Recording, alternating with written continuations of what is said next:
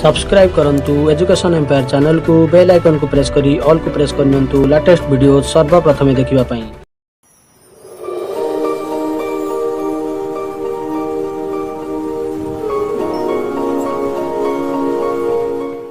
प्रथम अपडेट रही BO Jagannath Prasad Ganjam letter number रही 995 डेटेड रही 27/9/2021 लेटर टी कराई पीएस पीयूपीएस एवं यूपीएस रो समस्त हेडमास्टर एवं हेडमिस्ट्रेस मानकु सब्जेक्ट रही submission of UC up to 2020-21 and refund of unspent amounts for implementation of new procedure of fund management under समग्र शिक्षा 2020-21 शिक्षा वर्ष पर्यंत समस्त अर्थराशि यूसी सबमिट करने कहुई सहित अनस्पेंट अमाउंट जहाँ रही रिफंड करने कहुई जहाँफल जो न्यू प्रोसीजर फंड मैनेजमेंट रही समग्र शिक्षार ताकू इम्प्लीमेंट कर रेफरेन्स रही OSEPA letter number 8723 dated 16/9/2021 and DPCSS Ganjam Chhatrapur letter number 3366 dated 24/9/2021। Sir, Madam, with reference to the letter and the subject cited above, I am to direct all the headmasters or headmistress of PS, PPS, UPS under this block to attend at Jirabadi UPS in given date and time enclosed for submission of usage up to 2020-21 and refund of unspent amounts along with closing balance analysis format enclosed as on 28/9/2021 for implementation of a new procedure of fund management under समग्र शिक्षा।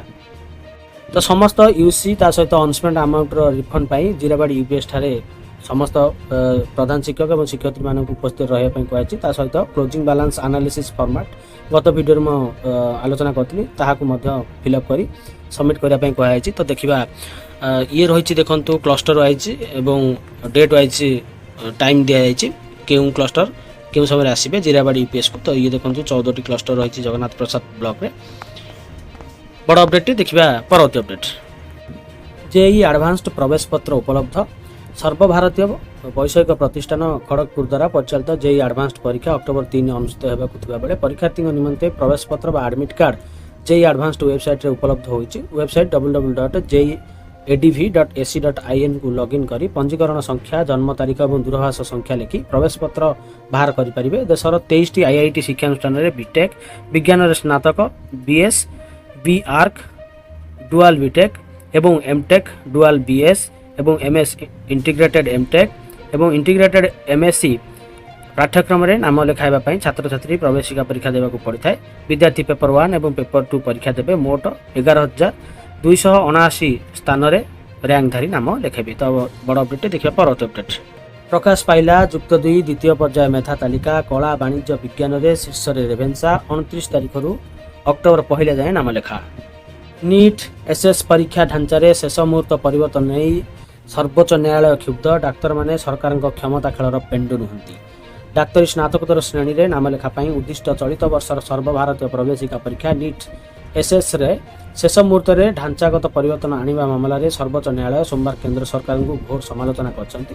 Doctor माननकु क्षमता खेलर पेंडु बोली सरकार न भावंतु बोली सर्वोच्च न्यायालय तागिद करबा सहित यही प्रसंग उपरे संपृक्त कर्तृपक्षों सह आलोचना करी अक्टोबर 4 सुधा विवरणी उपस्थापन पर निर्देश देते। निश्चित भाव गोटे बड़ अपडेट देखिए परवर्ती अपडेट इंजीनियरिंग नाम लेखा अक्टोबर प्रथम सप्ताह परामर्श राज्य में सरकारी एवं बेसरकारी इंजीनियरिंग शिक्षानुष्ठान नाम लेखा वेब काउंसेलिंग अक्टोबर प्रथम सप्ताह आरंभ हो। ए संक्रांत में ओडिशा जुग्म प्रवेशिका परीक्षा कार्यालय पक्षर विधिवत भाव विज्ञप्ति प्रकाश पाई निर्धारित तारीख स्थिर आगक तारीख घोषणा कर ओजेई पक्षर सूचना मिली। जेई मुख्य परीक्षा रैंक पाई छात्र छात्री पंजीकरण करें। बीटेक बीआर्क बी प्लान और इंटीग्रेटेड एमएससी पाठ्यक्रम विद्यार्थी नाम लिखाइबा वेब काउंसेलिंग निमंते पंजीकरण करेंगे।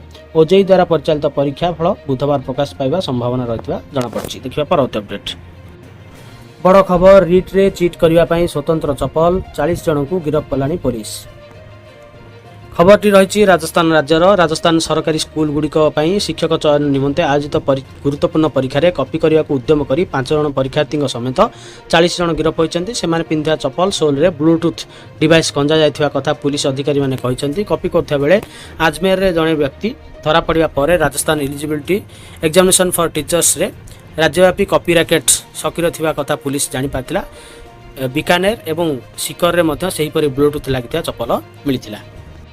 पुलिस अधिकारी कहते उक्त चपल भितर गोटाए फोन और गोटाए ब्लूटूथ डिवाइस रही परीक्षार्थी कान में गोटाए डिवाइस लगी एसबू उपकरण माध्यम परीक्षा हल बाहर कई जड़े परीक्षार्थी को कॉपी देवारे साहाय्य करते यही कॉपी रैकेटर संधान नेबा लगी पुलिस उद्यम चलाई कॉपी निमंते उद्दिष्ट चप्पल गुड़ी अति चतुरतार सहित तैयारी कराई समस्त हार्डवेयर सह यही चप्पल हल को 6 लाख टंकार विक्रय करा रिट परीक्षा रे कॉपी रोकवा निमंते राजस्थान केतक जिले में 12 घंटा पर्यंत मोबाइल और एसएमएस काटी दि जाइथिला सरकारी स्कूल मानकरे खाली 31,000 पदवी निमंते 16 लाख परीक्षार्थी उपरोक्त परीक्षा देछन। तो निश्चित भाव गोटे बड़ अपडेट देखा परवर्ती अपडेट। मो स्कूल अभियान में 16 कोटी 31 लाख प्रकल्प को मंजूर 887 कोटी टंकार अतिरिक्त बजेट पर प्रस्ताव झुलुची युक्त 2 ड्रप आउट पिला भविष्य एक्स रेगुलर छात्र छात्री भी द्वंद्व आज ओएचआरसी रे शुणाणी युक्त 2 परीक्षा परिचालना पर जारी है नियमावली सबु केन्द्र में सीसी कैमेरा लगाइबा निर्देश अक्टोबर 1 आरंभ हो परीक्षा। गुरुत्वपूर्ण खबर रही झारखंड में आउ कहीं पढ़ी पारे ओडिया मान्यता प्रत्याहार कला विद्यालय गणशिक्षा विभाग ओडिया भाषाभाषी अंचल में तीव्र प्रतिक्रिया सढ़ई कलार ओडिया विक्षोभ और धारणा आज 2011 मसीहा सेप्टेम्बर 1 तारिख में झारखंड राज्य सरकार ओडिया भाषा को द्वितीय राज्यभाषार मान्यता देते हेले विडंबना चलित 2021-22 शिक्षा वर्ष झारखंड सरकार स्कूल और गणशिक्षा विभाग द्वितीय राज्यभाषा ओडिया को उच्छेद करने लगी निष्पत्ति नहीं अर्थात झारखंड कौन स्कूल रे आउ कहीं चाहिए भी ओडिया भाषा रे पढ़ी पारिबे नाही। झारखंड सरकार को यही निष्पत्ति को नहीं ओडिया भाषाभाषी बहुल जिला सढ़ईकला खरसुआ पूर्व सिंहभूमि और पश्चिम सिंहभूमि रे तीव्र प्रतिक्रिया प्रकाश पाई यार प्रतिवाद में आसंताकाली सढ़ईकला जिलापाल कार्यालय आगे ओडिया भाषाभाषी लोक विराट विक्षोभ और धारणा अनुष्ठित होबो बोली जଣାपड़ी। सढ़ईकला स्थित उत्कलमणि आदर्श पाठागार सभागृह में शास्त्रीय ओडिया भाषा प्रति झारखंड सरकार अवज्ञा अणदेखा और अवहेला को विरोध कर एक बैठक अनुष्ठित हो जाए। तो निश्चित भाव में गोटे गुरुत्वपूर्ण अपडेट देखा परवर्ती अपडेट। 2006 ओएस विवाद हाइकोर्ट रे शुणाणी शेष मामलार राय उपरे निर्भर कर 378 प्रार्थी भाग्य। ओडिशा प्रशासनिक सेवा 2006 परीक्षा विवाद को नहीं विचाराधीन मामला गुड़िकर आज हाइकोर्ट रे शुणाणी शेष होईछि। मुख्य विचारपति जस्टिस एस मुरलीधर और जस्टिस बीपी राउतराय को नहीं गठित खंडपीठ में ए संक्रांत 20 रु अधिक मामलार एकत्र चूड़ांत पर्याय शुणाणी होइथिला। ओडिशा लोकसेवा आयोग पक्षर 2006 अनुष्ठित ओएस परीक्षा को नहीं विवाद देखा देथिबा बेले एने सुरभि महांती पक्षर दायर मामलार शुणाणी करी राज्य प्रशासनिक ट्रिब्यूनाल 378 पदवी रे नियुक्ति पर प्रकाशित चूड़ांत चयन तालिका को रद्द करथिले। 2014 एप्रिल 23 रे एही राय को चैलेंज करी राज्य सरकार और केतक प्रार्थी हाइकोर्ट को द्वारस्थ होइथिले। हाइकोर्ट मामला गुडी को विचार पई ग्रहण करी स्याट राय उपर अंतरीण रहितादेश जारी करने सहित सुरभि महांती ओपीएससी और अन्य पक्ष मान नोटिस जारी करथिले। 2006 रे ओपीएससी पक्षर 378 पदवी पूरण पर नियुक्ति परीक्षा हेबा नहीं विज्ञप्ति प्रकाश पाइथिला।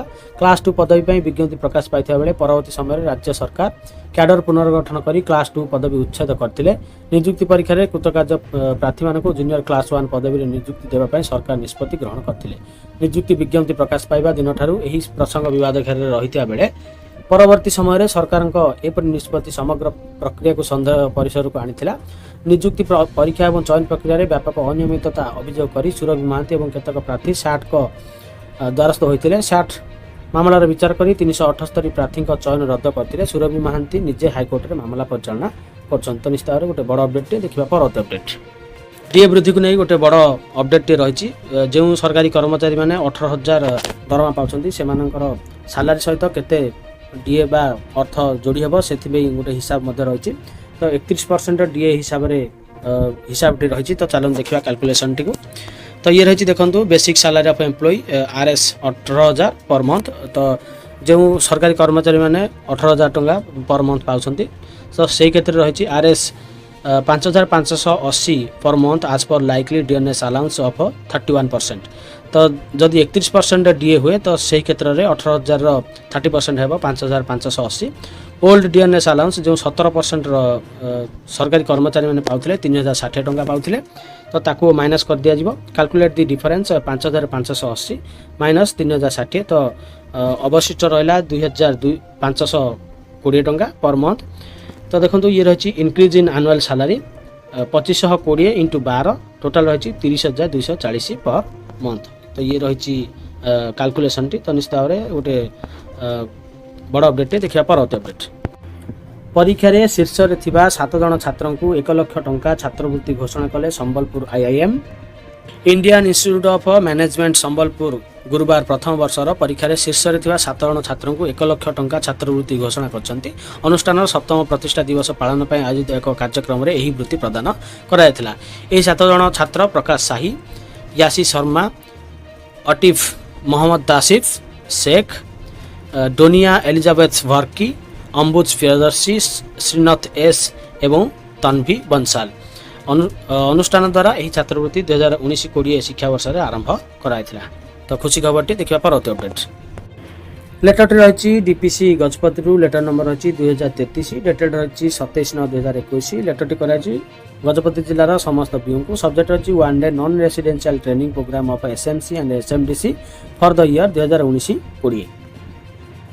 तो देखंतु 2019-20 शिक्षा वर्ष रे एसएमसी बा एसएमडीसी सदस्य मानकर ट्रेनिंग होई पार नथिला। तो सेति पई एही शिक्षा वर्ष रे सेही ट्रेनिंग टी करा जिवो।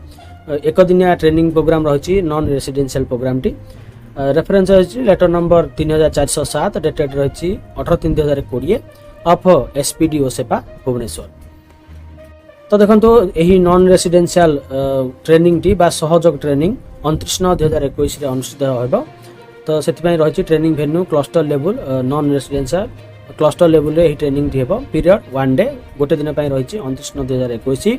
Participants all parents, PRI members, health worker and Anganwadi worker in case of SMC and all parents, PRI members, community members, women groups, VEC member expert in the field of science, humanities, arts, craft, culture. In case of SMDC, no teacher participant will be allowed. Module रही Sahayog module 2018-19 रो resource person earlier trained resource person BRG और CRG। Unit cost 100 टका लेखा रही per person. Detail enclosed. Number of participant 15 numbers for school. प्रति school 15 जन लेखाएं रहिबे। While conducting the meeting the कोविड-19 protocol, wearing of mask, maintaining social distance and use of sanitiser etcetera. ये रही कोविड-19 प्रोटोकॉल मानिकी ट्रेनिंग कार्यक्रम करा जिवो।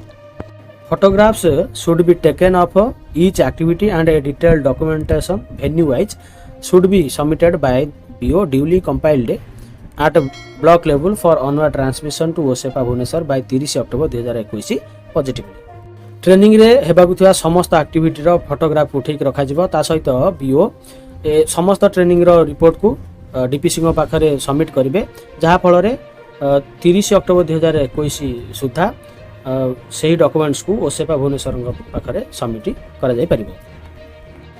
ट्रेनिंग टाइम रही देखंतु 10टा AM रु 4 PM 4टा पर्यंत ट्रेनिंग चलिबो। The district level state level monitoring team will visit the venues during the training hour. If any deviation in guideline enclosed found during verification will be viewed seriously. तो district level एवं state level रो monitoring team monitoring पे आसीबे।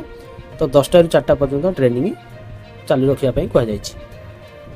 तो बर्तमान देखा training block wise अर्थराशि details. अर्थराशि रही देखो गोसाणी, गुम्मा, काशीनगर, मोहना, नुआगढ़, आर उदयगिरी और रायगढ़ ये रही डिटेल्स। देखो टोटाल आमर 14,17,500 टंका रिलीज कर दिखाई। Amount to be release in favour of BOs 100 पर पर्सन। तो जड़े के 100 टका लेखे पाइबे। ये रही यूनिट कॉस्ट हिसाब गोटे रही देखो unit cost for 1 day non residential SMC और एसएमडीसी ट्रेनिंग एट क्लस्टर लेवल। पर हेड 100 टका रही जन के 100 टका। नंबर ऑफ पार्टिसिपेंट 45 जन रही। आरपी 2 जन, सपोर्टिंग स्टाफ जड़े, टोटाल रही 48 जन। तो 48 जन ये भी रही working lunch to participants and RP 40 टका रही आमर लंच टी एंड स्नैक्स 10 टका रही। ऑनरेरियम ऑफ आरपी मान को 150 टका दिया।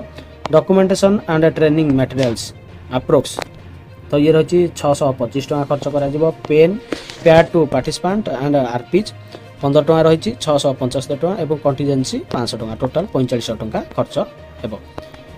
तो बड़ अपडेट ये देखा परवर्ती update.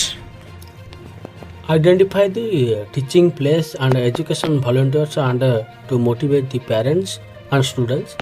Opinions will be collected from the community to bridge the gap of learning of students, ensure physical and mental well-being of the students, contact with the leading member of society.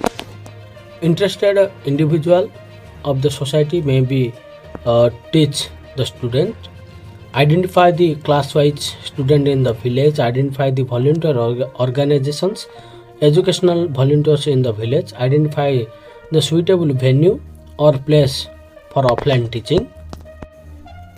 Weekly plan by the headmaster, assignment of mentorship by the HM, adoption of children by teachers, school level planning for quality education by the teachers, SMC, and learned person of the village, inspirational advice by the teachers, motivation of the community to send their children to the offline learning center, sharing of contact number of teachers and parents with each other for better communication. No student will be called to school.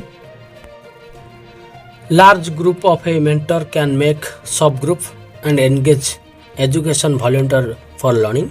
HM will share the school offline learning vision with the alumni at the time of conducting meeting MSA. Alumni will also be requested to contribute some of their valuable time for learning of the students with the knowledge of HM. HM will display the mentor list, teaching place and time. The mentor teacher will inform about the time schedule to student or parent and HM. Baseline test by the subject teachers, monthly periodical test, and will maintain register regarding progress and achievement of the students. Clarification of doubt by teachers. The teacher will share the progress information of the students to the HM as well as to parents. Home-based education will also be imparted to the CWSN students. Distribution of NT, LEP and FLN books will be made in time to the students. Supervision of school and observation report. The CICC will also prepare a consolidated plan and submit to BO. Students tracking will be made by the teachers. All teachers will be advised for second dose vaccination. Sample question of NAS will be practiced with the students of class 3, 5 and 8. Health checkup of students will be done as per program of the medical officer CHC. Lesson based on YouTube, Radio Pathshala, Mastira Pathshala can also be done through teachers' mobile. COVID-19 SOP should be adhered strictly to implement to the above program. COVID-19 protocol को follow करी समस्त जहाँ उपरोक्त guideline रही से programme अनुसार कार्य करने टीचर एवं प्रधान शिक्षक शिक्षयित्री मानक निर्देश रही। तो 36 पॉइंट रही। तो बड़ अपडेट देखिए परवर्त अपडेट अंतिम अपडेट तथा गोटे बड़ अपडेट रही। आईसीएमआर अध्ययन खोल जाऊ विद्यालय छोट पारे कोरोनार आशंका कम। Indian Council of Medical Research वैज्ञानिक माने देश में पर्यायक्रमे विद्यालय खोलिया को परामर्श देते। आईसीएमआर महानिर्देशक डॉक्टर बलराम भर्भांक तत्वावधान में कराइथिबा एक क्लिनिकल अध्ययन में वैज्ञानिक माने कहिसंती जे प्राथमिक विद्यालय पिलामानक कोरोना हेबार आशंका कम रही। तो से प्रथमे प्राथमिक विद्यालय गुड़िक खोल उचित। यापर माध्यमिक विद्यालय गुड़िक खोल जाऊ। अधिकांश राज्य विभिन्न निर्देशावली अनुसार विद्यालय खोलुंट। दिल्ली विषय में कहवाक गले सर्वप्रथम माध्यमिक स्तरीय विद्यालय गुड़िक एठारे खोल जापर प्राथमिक विद्यालय आरंभ करने को निष्पत्ति निया। अध्ययन कहुई 12 वर्ष अधिक बयसर पिलामानकठारे संक्रमण आशंका अधिक रहुछि। जेहेतु यही बयस श्रेणी पई टीका उपलब्ध नाही तेणु विद्यालय खोलिया निष्पत्ति विषय चिंता करबा दरकार। एभली परिस्थिति रे समस्त कोविड नियम पालन करबा सहित प्रथमे प्राथमिक विद्यालय खोलिबा उचित। किछि समय पर माध्यमिक विद्यालय मध्ये खोला जिवो। यही अध्ययन में आईसीएमआर मुख्य संक्रामक रोग विशेषज्ञ डॉक्टर समीर पंडा एवं डॉक्टर तनु आनंद मध्य जड़ित अच्छा। तो निश्चित भाव में गोटे बड़ अपडेट रही। ये अपडेट गुड़िक समाप्त होती। धन्यवाद।